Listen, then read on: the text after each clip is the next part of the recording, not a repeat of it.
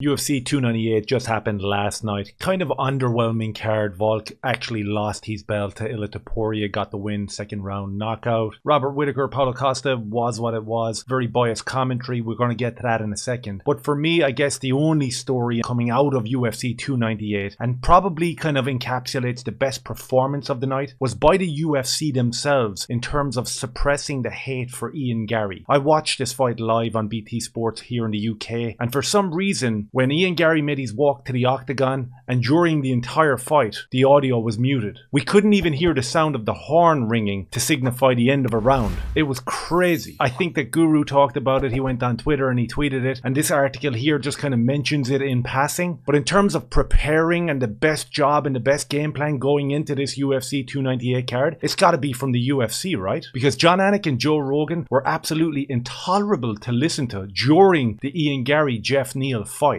It was literally every time that Ian Garry raised his hand in the direction of Jeff Neal, we were talking about how elite his footwork was and how elite his striking was, and he really is like a generational talent. It was absolutely nauseating. The amount of people that I saw across social media saying that they had to mute their TV. Now, I don't know whether it was BT Sports here in the UK or whether it was UFC that put the call out to the broadcasters of certain regions, but I didn't have any problem with any of the prelims, any of the early main card fights, and anything afterwards. Even when Ian Garry was being interviewed by Joe Rogan, I felt that the audio was pretty good. We could hear what the crowd were chanting. They were chanting "cuck" over and over again. But honestly, on my side, even with the walkouts, it was kind of muted. I couldn't hear the crowd. When the fight started, it actually felt like they were fighting in the apex. It was so quiet. And even when the first round ended, I was like, whoa, the round ended? Like, there was no horn, there was no bell. And then the commentators were like really working overtime to glaze Ian Garry. Maybe I'm being conspiratorial. Maybe I'm making something out of nothing. But to me, that was extremely pernicious and probably premeditated. Because we saw it during the week as well. There was videos going around of Ian Garry during the press conference when he got asked one question and he kind of fluffed these lines. His voice started to crack, his hands started to shake, and the sound of the booing was just echoing throughout that arena. But when you watched the embedded videos produced by the UFC, it was Ian Garry waxing lyrical on the mic and you couldn't hear the sound of the arena erupting in boos. So that was kind of weird just to kick things off. Then you had the softball questions all week from the media. You had the softball questions about his family and this regurgitation of that narrative over and over again. In terms of the actual fight, like what?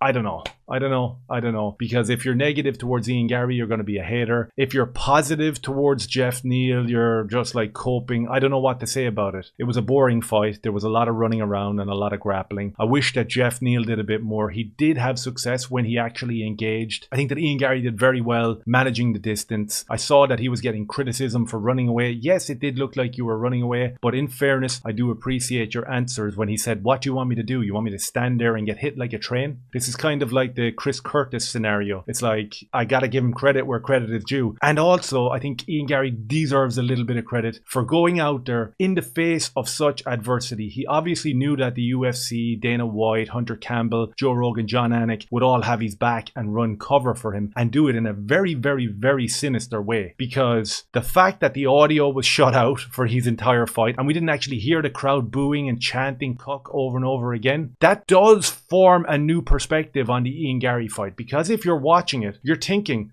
geez, like the guys here are talking about him. He's really talented and he's not even getting a bad reception here. This is actually a good little return for him. But unfortunately, there's much more to it than that. And it's very, very sinister. And it's quite disgusting, to be honest. And it really is what I do talk about in this channel in terms of calling stuff out. So that was that. The fight was what it was. It went to a split decision, I think. I didn't think that Jeff Neal won it. I wasn't one of them guys going, he was robbed. No, I didn't think that at all. I think that Ian Garry did enough to get the job done. And fair play to him to it. Again, part of the narrative was to keep scanning back to his wife, who was kind of standing on her own, clapping.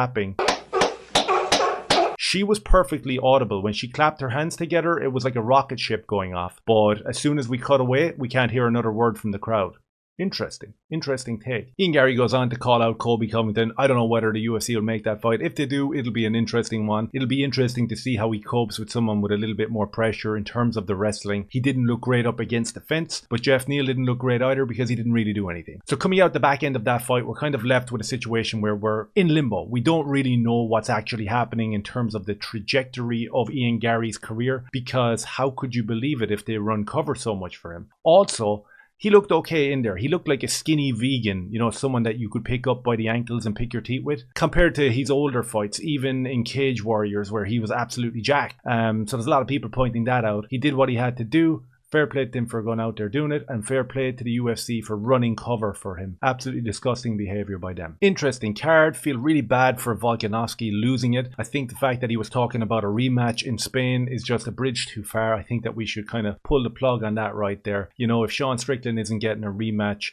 to get his belt back off a very contentious decision with Dricus du Plessis, I don't see why Volkanovski should be getting a rematch. That's just my opinion. And to be honest with you, it's in the fairness of him, because I don't think the head is right. I don't think the body is right. And it's unfortunate because I do like the guy and I was rooting for him. Ilia Topuria is the new champion. He looked really good last night. Kind of subdued in the first round. Volk was like throwing every tool that he had in the box at him, and it still didn't pan out for him. So, I mean, Paulo Costa, Robert Whittaker. Robert Whittaker is like a soy wokester who I don't really have much time for. He almost got put out on his feet at the end of the first round, but I don't think that Costa did enough to actually get anywhere near a decision win or even come close to a knockout in the rest of the fight. So that was a little bit frustrating, but it is what it is. Henry Cejudo gets beaten by Merab.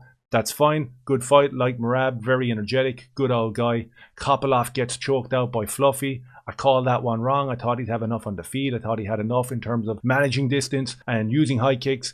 Didn't pan out. And I actually really liked what Fluffy Hernandez did in there. I thought that was actually awesome. Continued to push forward, get that takedown, and secure the rear naked choke. So I was kind of happy enough with them fights. Overall, I think it was an okay card, but a bad taste in the mouth because of the disgusting behavior by the UFC to run cover for Ian Garry. Let me know your thoughts down below.